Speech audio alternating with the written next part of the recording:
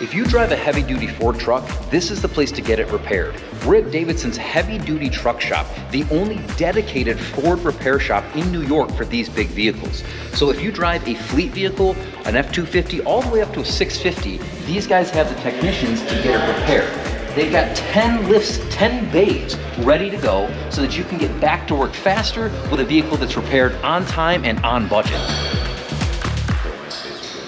When it comes to fleet vehicles, time is money, which is why you need repairs that are affordable, but you also need technicians who understand heavy-duty truck repair.